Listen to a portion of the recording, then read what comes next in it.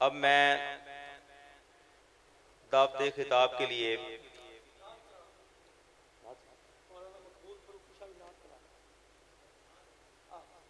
नाते रसूल मकबूल सल्लल्लाहु अलैहि वसल्लम के लिए मैं दावत दूंगा मौलाना मकबूल फारूकी साहब को कि वो नाते रसूल मकबूल सल्लल्लाहु अलैहि वसल्लम सुनाया। अल्लाह रब्बुल इज़्ज़त की सिफात के अंदर और मौजूदा दौरे हाजिर के अंदर जो शिर्क जैसी मोजी मरज हमारे माशरे के अंदर दिन ब दिन फैलती जा रही है, उसके अंदर मुसलमान कलमा पढ़ने के बाद वजूद अल्लाह खल्क़े अर्ज़ो समा की सिवात को गैरुल्लाह के अंदर मंसूब करके कैसे कैसे शिर्क कर रहा है। और अहले हक की आवाज क्या है? अहले हक क्या कहते हैं? अल्लाह का हक अल्लाह को दो। जो सजदा अल्लाह का हक है वो गैरुल्लाह की नजर मत करो। मन्नत मनौती नजर नियाज दुआ ये सिर्फ अल्लाह रब्बुल आलमीन की जात का हक है। जब तुम गैरुल्लाह के सामने इसको देते हो तो आलमी अरवा के अंदर किया हुआ वादा भूल जाते हो। जब अल्लाह ने तुझे कहा था मैं तुम्हारा रब हूं या नहीं, तूने कहा था बेशक आप हमारे रब हैं, तो आज दुनिया के अंदर क्यों भूल गए हो? तो इसीलिए किसी ने क्या खूब कहा है, खालिक दादर छड़ के सजदे, खालिक दादर छड़ के सजदे दर मखलूक दे कर दे ओ रब दे हक नू दर दर वंड दे, रब तो क्यों ना डर दे ओ। खालिक दादर छड़ के सजदे उस दी जात सिफात दे अंदर कोई नाम सरसानी है। कुल कायनात ते कामिल अकमल एक उस दी सुल्तानी है। उस दी जात सिफात दे अंदर कोई नाम सरसानी है। कुल कायनात ते कामिल अकमल एक उस दी सुल्तानी है।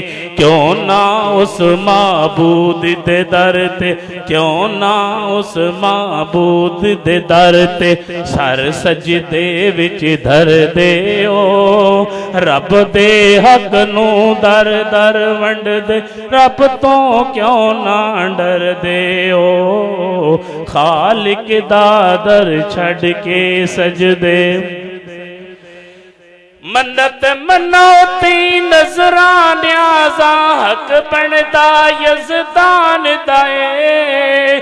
गैरुल्लाह दियां मन्नतां मन्ने ओ बंदा शैतान दाए। मन्नत किसकी है? मनौती किसकी है?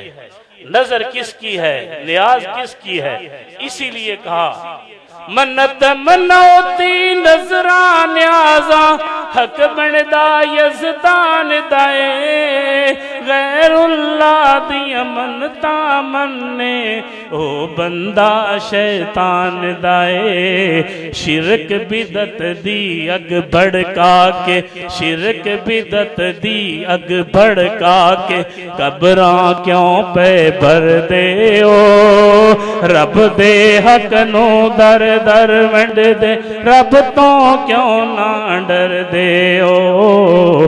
खालिक दादर छड़ के सजदे ला इलाहा इल्लल्लाह नू माने नाल पकाया कर। सूरत पाक इखलास दा सजना दिल ते नक्श टिकाया कर।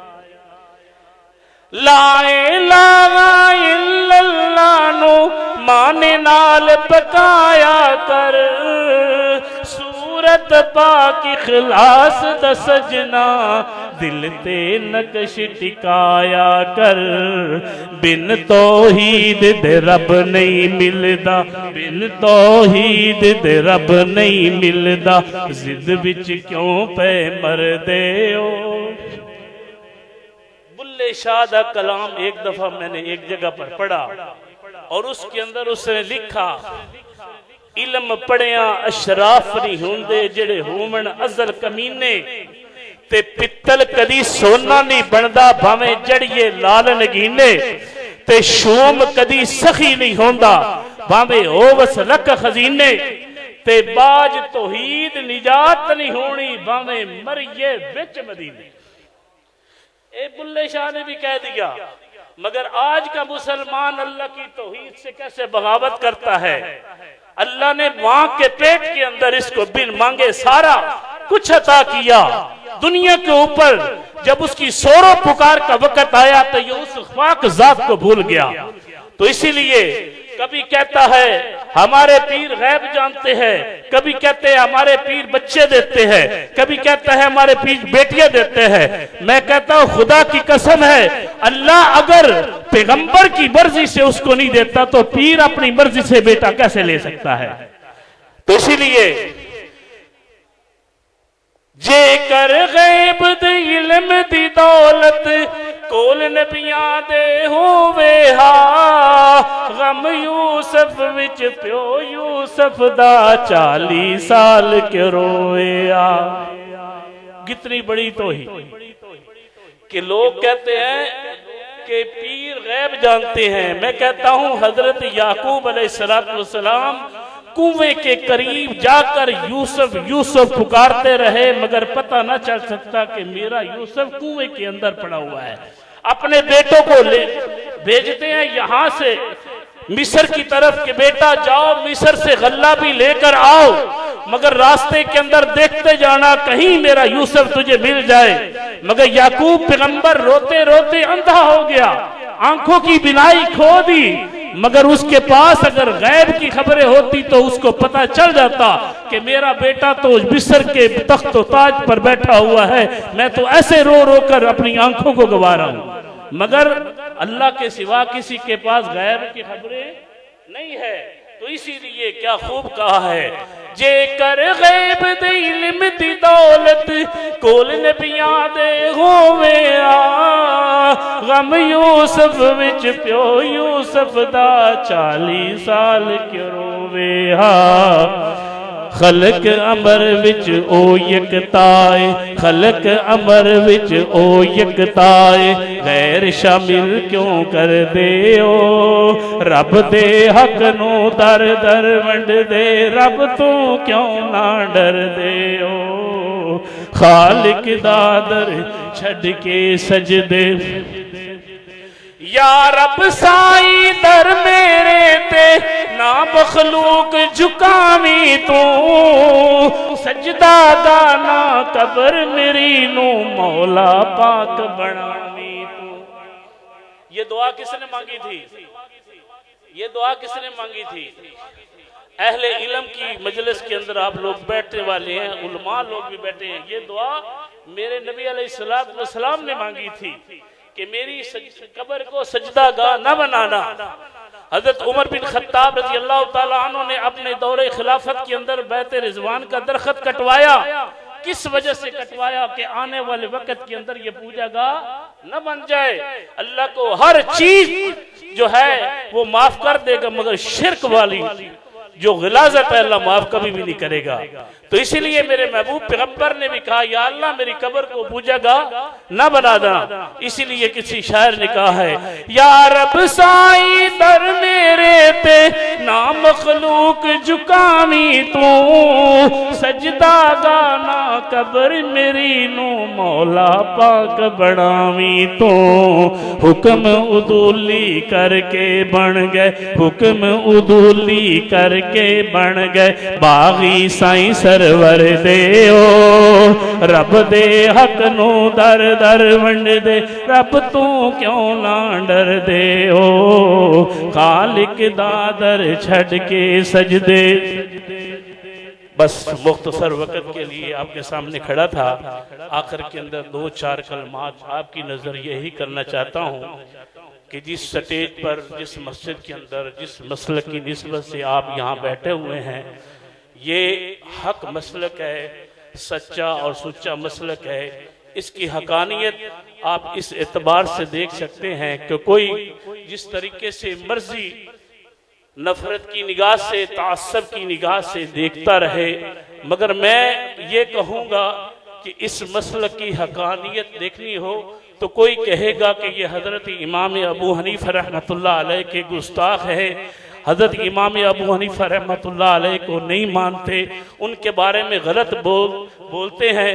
कभी मुझे इस बारे के अंदर तासब का शिकार किया जाता था और वो वक़्त था कि जब मैं किसी से सलाम लेना भी गवारा नहीं करता था, मगर जिस रब ने जिसके दिल को साफ करना हो उसके लिए क्या मुश्किल है। अल्लामा ihsan इलाही ज़हीर शहीद रहमतुल्लाह अलैह की एक तकरीर मिली जिसके अंदर हजरत अल्लामा साहब रहमतुल्लाह अलैह ने फरमाया कि मैं वो शख्स हूँ जिसका ये अकीदा है कि अगर फुकहा में से कोई आला और अरफा मकाम रखते हैं तो वो हजरत इमाम अबू हनीफा रहमतुल्लाह अलैह हैं, और जो शख्स उनकी शान के अंदर गुस्ताखी करता है मैं उसे अहले हदीस तो क्या मुसलमान भी तस्लीम नहीं करता। ये तकरीर सुनने के बाद दिल ने ये गवाही दी कि हजरत इमाम अबू हनीफा रहमतुल्लाह अलैह के बारे में जो बात की जाती है ये बिल्कुल बेबुनियाद है, ऐसा कुछ नहीं है। और दूसरी बात कि सहाबा के गुस्ताख हैं, सहाबा कराम रज़ी अल्लाह तआला अन्हु के बारे में बातें करते हैं। मैंने अहले हदीस की मजारिस के अंदर बहुत दफा गया हूँ और बड़ी तकारीरें सुनी हैं, और जब मैंने कारी अब्दुल मतीन असगर साहब की तकरीर को सुना और जब उनके ऊपर मौत आई और मौत आते वक्त उनकी जबान पर यह आयत थी लहुम मगफिरतुम व अज्रुन अज़ीम, ये थी या नहीं थी? ये आयत उनकी जबान पर थी और वो अल्लाह को प्यारे हो चुके थे, उनकी जान निकल चुकी थी। तो कुरान कहता है जिस हालत के अंदर जिसकी मौत आएगी वो उसी हालत के अंदर उठाया जाएगा। कल रोज़े महशर के अंदर जब अल्लाह कब्रों से उठाएंगे तो कारी अब्दुल मतीन असगर साहब सहाबा की शान बयान करते हुए उठे। अल्लाह पाक मुझे और आपको अमल करने की तौफीक अता फरमाए।